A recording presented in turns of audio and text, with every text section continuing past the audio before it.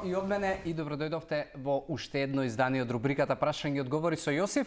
За денеска ви спремив 4 прашања, тоест 4 одговори на вашите прашања кои што ми ги поставувавте дел на Инстаграм, дел на Фејсбук и нормално за оние кои што можеби првпат се уклучувате, тоа може да го направите и на броевите на телевизија Телма. Првото прашање за денеска ни доаѓа од Елеонора и прашува како можам со храна и начин на живот да си помогнам со константен низок притисок. Елеонора, за разлика од повеќето од глобалната популација која што можеби најчесто се мачи со висок крвен притисок и со проблемот број 1 во човештво со предизвикување и на смртност, се тоа кардиоваскуларните проблеми, има и еден мал дел на таа популација која што се мачи со обратен момент, а тоа е нискиот крвен притисок. Ова јас го имам искусувано и го имам како пример во мојата фамилија, мојата сестра и татко цел живот имале низок крвен притисок и се справувале со тоа. Иако на еден начин можеби е подобро да имаш низок крвен притисок за разлика од висок крвен притисок, на друг начин може да ти посметува и пореметува во секојдневните дневни обврски. И начини како можеш да се справиш е со тоа што можеби за разлика од луѓето кои што имаат висок крвен притисок и општо препораките да не се внесува многу сол, кај луѓето кои што се мачат можеби со низок крвен притисок, препорачливо е да се внесува повеќе сол во исхраната, препорачливо е да се имаат доста зачестени оброци кои што ќе го поттикнат метаболизмот да обработува повеќе храна, препорачливо е да се пие повеќе вода и за разлика од препораките на Светска здравствена организација кои што велат на 25 килограми телесна маса доаѓа литар вода, можеш да одиш над тоа, можеш да зголемиш конзумација на зелен чај, црн чај, кафе кои што поттикнуваат повисок крвен притисок.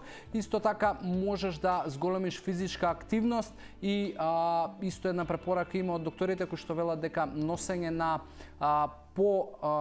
еластични, односно чорапи кои што ќе ти го заземат делот до колената и ќе стимулираат поголем притисок на нозете, може да помогнат во справувањето со низок крвен притисок. Така да, тоа се моите препораки кои што јас би те советувал да ги направиш.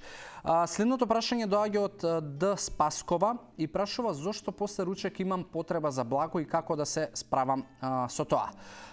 Не си само единствената која што го има овој проблем, најчесто со луѓето и со кои што јас работам кога ќе ги прашам што мислиш кој ти е најголемиот проблем во исхраната, најчесто го таргетираат попладневниот дел и големите потреби за благо и кај повеќето од луѓето после ручек или се јавува потреба за благо, или за грицки, или можеби се јавува потреба за преспивање, после кое што се јавува потреба за благо, што во принцип не би требало да го има и е тотално нелогично.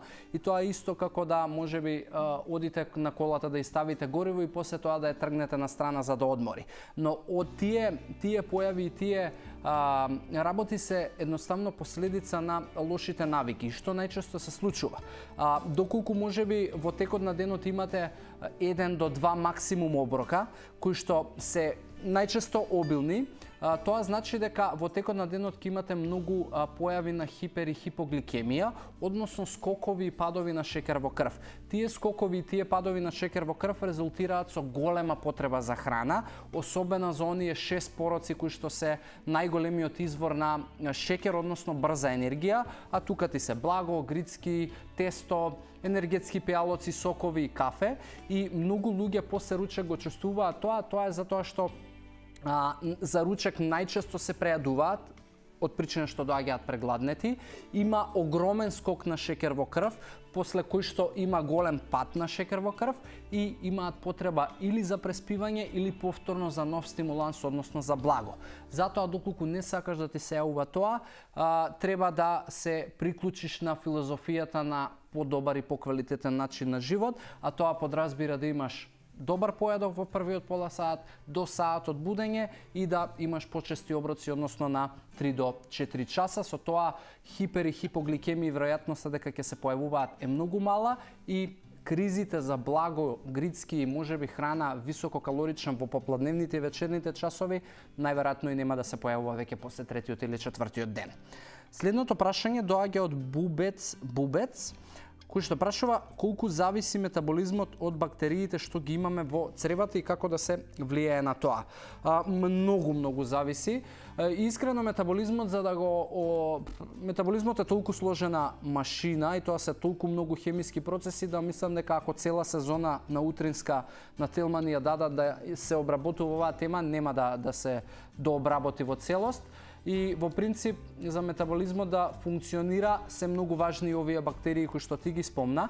И баш пред некој ден разговарав со една моја пријателка која што е фармацевт и зборуваше за тоа дека во телото ни живеат некаде 2 килограми на бактерии доколку би ги собрале и најголем дел од тие бактерии живеат во дигестивниот систем кои што се одговорни и за претварање на храната во енергија за спојување на сите нутриенти, за одржување на добар имунитет и народски кажано борба со непријателските настроени бактерии и многу се важни за метаболизмот. Како може да повлијаеш за зголемување на овие пријателски бактерии?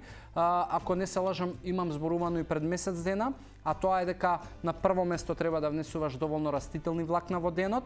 Најголем и најдобар извор на растителни влакна на број 1 ја би ставил граф, би ставил овес, би ставил јаболко, круша, боровинки, капини, портокал.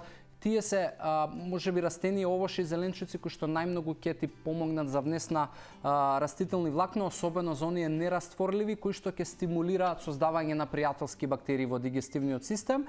И другото нешто кое што би ти помогнало е внесување на јогурт, особено кефир кој што исто така е докажано дека придонесува во создавањето на пријателски бактерии. Така да тие се моите две препораки кои што јас ги сретнав низ многу разговори и научни студии.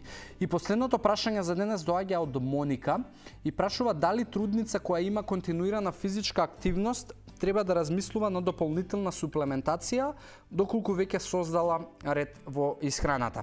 Моника, за ова не можев да ти одговорам лично јас и да најдам одговор, но затоа се обратив кај Драгана од Fit Life, која што е пилатес и аеробик инструктор, воедно и е во 8 месец бремена и она мислам дека е најдобрата личност за да ти даде одговор, затоа погледни го видеото во прилог и ќе се вратиме назад.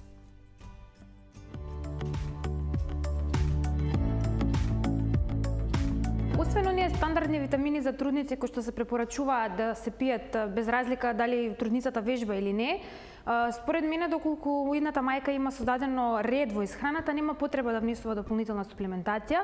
Тоа го кажувам од лично искуство затоа што веќе сум во 8-миот месец од бременоста, вежбам секојдневно, се хранам здраво, внесувам избалансирана исхрана, полна со сите макро, микронутриенти, со сите витамини и минерали и немам никаков проблем со крвната слика.